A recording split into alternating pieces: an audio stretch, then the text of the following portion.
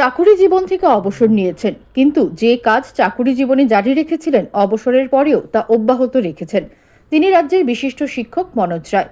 উত্তর ত্রিপুরা জেলার সাতসঙ্গম উচ্চ বিদ্যালয়ে মনোজবাবু আসবেন জানতে পেরে বিদ্যালয়ের প্রধান শিক্ষক প্রদ্যুৎ দাস ছাত্রছাত্রী ও শিক্ষকদের নিয়ে ছুটির পর এক সংক্ষিপ্ত অনুষ্ঠানের আয়োজন করেন। মঞ্চ থেকে প্রধান শিক্ষক ও মনোজবাবু বক্তব্য রাখেন যাতে ছাত্রছাত্রীরা অনুপ্রাণিত হয়।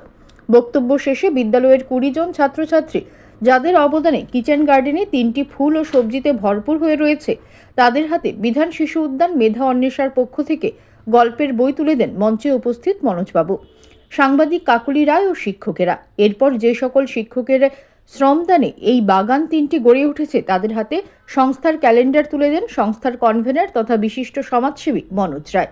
কিন্তু এখানেই শেষ নয়, বিদ্যালয়ের ছাত্রছাত্রীদের আহ্বানে সাড়া দিয়ে বিদ্যালয়ের সৌন্দর্যায়নে 2টি ফুলের চারা রোপণ করেন অতিথিরা। সবশেষে এবার যারা ষষ্ঠ শ্রেণীতে ভর্তি হয়েছে এবং কিচেন গার্ডেনে শ্রমদান করে তাদের জন্য কলকাতার বিধান শিশু উদ্যানের তরফে শংসাপত্র তুলে দেন মনোজবাবু। এই সংক্ষিপ্ত অনুষ্ঠানে ছাত্রছাত্রীরা অত্যন্ত খুশি হয়। বক্তব্য রাখতে গিয়ে মনোজবাবু শিক্ষক ও ছাত্রছাত্রীদের ধন্যবাদ জ্ঞাপন করেন। উত্তর ত্রিপুরার সাতসঙ্গম উচ্চ বিদ্যালয়ে আমি এসেছিলাম বিদ্যালয়ের কিচেন গার্ডেন দেখতে।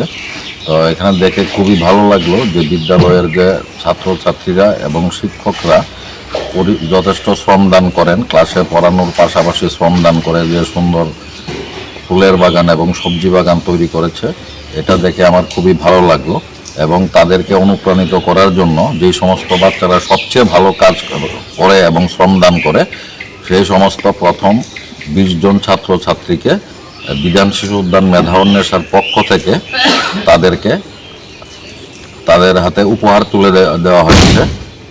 এবং যারা এবার পঞ্চম থেকে ষষ্ঠ শ্রেণীতে ভর্তি হয়েছে তাদের জন্য আমি অ্যাডভান্স কিছু শংসাপত্র দিয়ে রেখেছি মাননীয় প্রধান শিক্ষক মহোদয়ের কাছে, যাতে যে সমস্ত বাচ্চারা ভালোভাবে কাজ করবে যাতে তারা শংসাপত্র পেয়ে আরও অনুপ্রাণিত হয়।